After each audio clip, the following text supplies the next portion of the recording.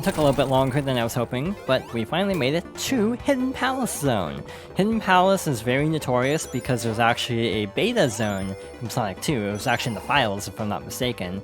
So when the 2013 version was released, they added in a reworked version of Hidden Palace. If I'm not mistaken, there's also a way to play the actual beta version in the mobile version, but I think that was actually taken out of the Origins version, to my knowledge. I'm pretty sure it was through like a sound test code, and from what I gathered, people tried it, and it didn't actually unlock the beta Hidden Palace. The music is also different. I'm pretty sure this is actually a multiplayer stage theme instead of the original Hidden Palace song. I'm not sure which song I like better, having not really experienced much of Hidden Palace either way, but I want to say the other song is a lot like slower. This is a little bit more upbeat. I almost feel like the other song fits better in terms of being a little bit more like mysterious sounding almost, while this is almost more like peppy. It's not a very long stage, just kind of a nice little Easter egg for fans who are familiar with the history of Hidden Palace and that particular pit of spikes in Mystic Cave Zone. But yeah, a very interesting place to put this level where there is a very notorious like pit, because you're kind of like going to avoid that instinctively, and I definitely did in this playthrough. But it's kind of a nice little way to hide it, I guess. These are very unusual enemies too. I wonder if these were also like beta enemy designs. Because I don't really remember them from anywhere else in the game, or even other Sonic games for that matter. This also feels like one of the more elaborate stages, which almost makes sense because it was made for the 2013 version. So its level design almost feels a little bit out of place in a way. Like it almost kind of feels more like CD level design and being a little bit more open-ended. We have a very unusual Eggman or Robotnik boss fight. Basically, he will summon mines, and we have to basically set it up in such a way that the mines blow up underneath his mech and like cause the mech to fall down. Alternatively, we're Tails. We can just fly into him if we're careful enough. Spoilers, I'm not careful enough. But yeah, this is what you're supposed to do. Lure him into that like glass of water, and now like send him down to the bottom of the stage.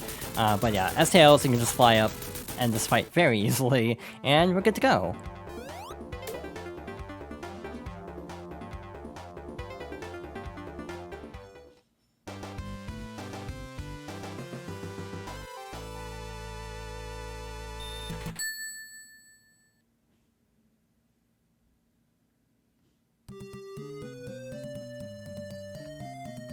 Unfortunately, this is where things start to fall apart. Again, it is actually better in a widescreen version of this game. By the way, specifically on Switch, you actually have a ton of options, some good, some bad. There's a Genesis collection on Switch and all consoles, PS4 and Xbox as well, but that version does not have the best input delay, and emulation quality is a little bit spotty as well, so that's not the best recommendation. Another really good option though on Switch specifically is the Sega Ages version, developed by M2. So it's 4x3 unfortunately, but has a lot of the same extras as this version, like Drop Dash, Knuckles as a playable character in Sonic 2, and so on. It's also, because it's like sort of like a reworked version of the original, and also, to my knowledge, adheres a little bit closer to the original, while this version does have a few changes, like with the special stages. Also with spikes, in Sonic 1, if you fell onto a spike after taking damage, your iframes would not work, and you would lose life. And that's something that is actually fixed in Origins. In the sound test, there's actually an option to turn it back on for authenticity. I don't know why you would want to, though.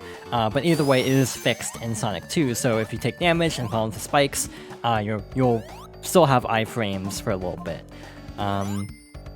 Oil Ocean is not one of my favorite zones. It's not my least favorite, though. We'll get to that shortly. I usually get lost here. As a kid, this was as far as I ever got because I got so turned around. I want to say I might have run out the timer even. Like it might have been that bad that I took 10 minutes trying to figure out where to go. Nowadays, I still struggle to actually navigate this, but not nearly as badly as, wow, almost like 20 years ago, I guess, at this point. By the way, this year is actually the 30th anniversary of Sonic 2. Last year was the 30th anniversary of Sonic 1, where this collection was announced. But yeah, Sonic 2 was released a year later, so this game also is celebrating its anniversary. So yeah, this is definitely like the game I have the most nostalgia for, because I think other than the games with like saving, like Sonic 3 by itself, and Sonic CD through the Gems collection, this is as far as I got in a Sonic game without saving. And yeah, I'm actually kind of amazed in hindsight I actually got through Oil Ocean or got to Oil Ocean, because the game isn't exactly easy up to this point. There we go with Act 1.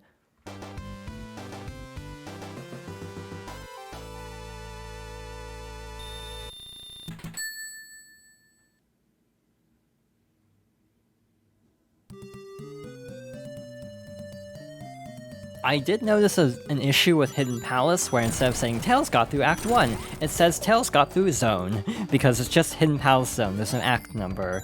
By the way, it's worth mentioning that if you play through Hidden Palace, you actually do skip the Mystic Cave boss fight, which is not necessarily a bad thing in my case, because I don't really like that boss fight. So yeah, I actually kind of prefer the Hidden Palace route, because it's kind of new, for one thing. We'll get to Mania at some point. I do want to go through Mania as well once we get through Origins, probably sometime next year.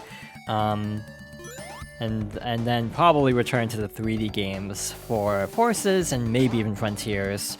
But when we get to Mania, I'll definitely have things to say about Oil Ocean Act 2, because I already am not a fan of Oil Ocean, and it also combines elements from one of my other least favorite Sonic acts, which again we'll see later on when we get to Sonic 3. It's definitely not an uncommon opinion to dislike either Oil Ocean or the level in Sonic 3 in question, so I do find it fascinating combining these two aspects, because it's like neither of these are particularly well liked, so putting them together is an interesting choice, to say the least. Oil Ocean isn't even like bad, I say as I immediately get hit by an enemy because of the platform moving up. But I don't know, something about it just doesn't seem as fun as some of the other zones. Sonic 2 definitely had issues because of how rushed the game was. The overall latter half of the overall experience does feel like there's a distinct drop-off in quality, and again, we'll see that in an even greater example before too long, but in general, I do feel like Sonic 2 has some of my favorite Sonic zones, and that helps to kind of counterbalance the parts of the game I'm not as thrilled with.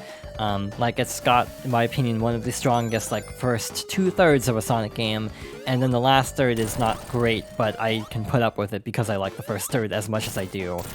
We have a very interesting Eggman fight. You can actually get clipped by the mech's hitbox if you actually attack too much, so I kind of flew up a little bit earlier than I probably could have.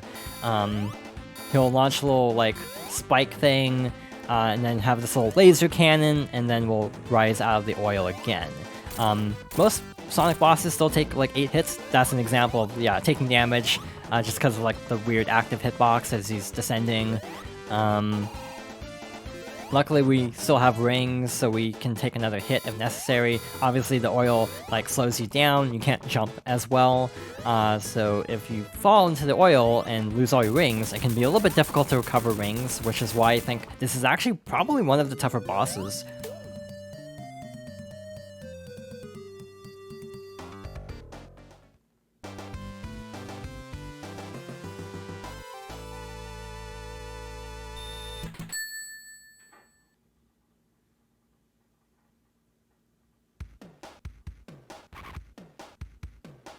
And here is where the fun begins, and by fun I mean pain. Again, it's actually not that bad in the mobile version, because you have a bigger field of view, to the point where you can actually see things approaching, but it's not great. So we have these little starfish robots that launch spikes. Again, those are a little bit tougher to see at times in the original, so this is, again, very helpful having a bigger field of view. We also have these crab robots. I hesitated and almost got crushed. The crabs are positioned in such a way that it's actually very difficult to not take damage at specific key moments. So we also have these little mantis robots that will launch their little like claws at us, again like the crab robots. They're often positioned in such a way that there's not really a way to dodge them successfully. So again, like I feel like this is definitely the biggest sign that something kind of went wrong with Sonic 2's development because of just how like haphazard Metropolis is.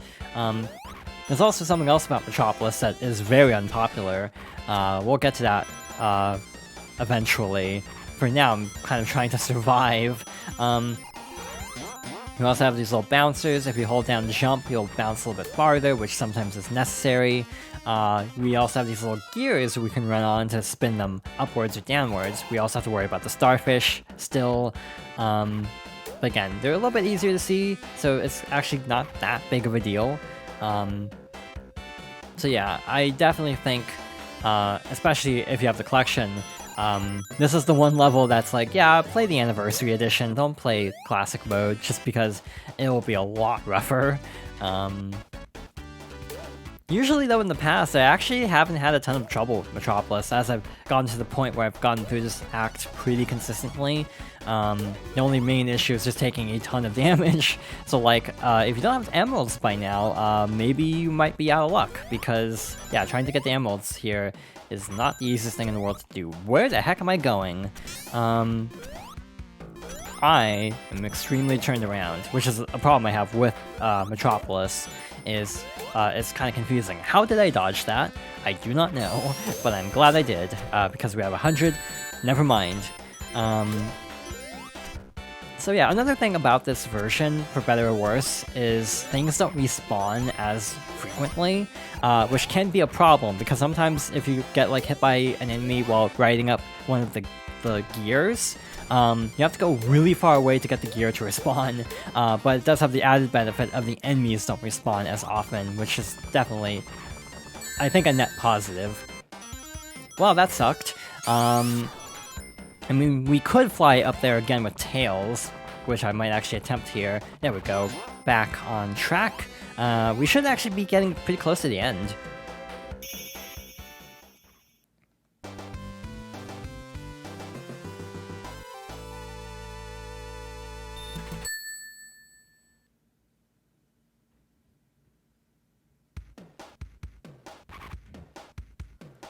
Moving on to Act 2, we now have lava, that's great. We also have these little moving platforms. Luckily, unlike Sonic 1 and Labyrinth, there aren't as many cases of like spikes that will crush you. That's like my least favorite part of Labyrinth, is like riding those platforms and you just get too close to the ceiling and get crushed. And there's not a whole lot you can do about it. Again, that might just be an Origins problem. Something I'm actually wondering is, did these, like, gear mechanisms rotate this smoothly on the original? I can't imagine they did, just based on the Genesis hardware. Also the background details, I feel like a lot of the moving parts in the background probably didn't scroll this smoothly originally, and this is like a 2013 improvement. Also, another thing worth mentioning about Sonic 2 is, for most platforms nowadays, like Steam, there actually isn't another way to play this game anymore. Sonic 1, 2, and CD were on Steam. 1 and 2 were part of a Genesis collection, while CD was the 2011 version.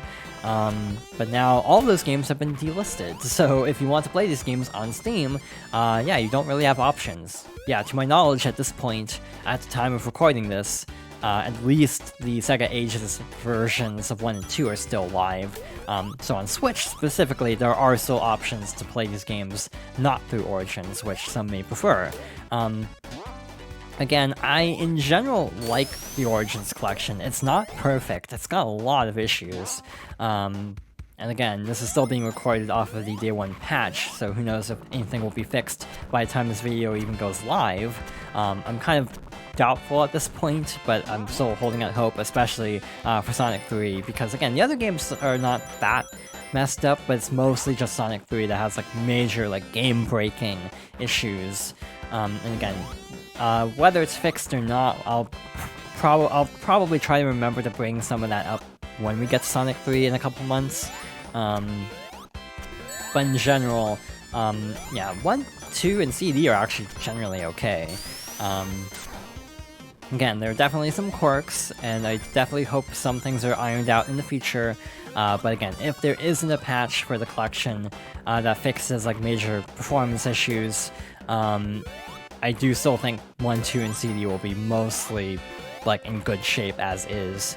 But yeah, it's mostly 3 that needs a lot of work. That was a case where I shouldn't have held jump because I missed the shield.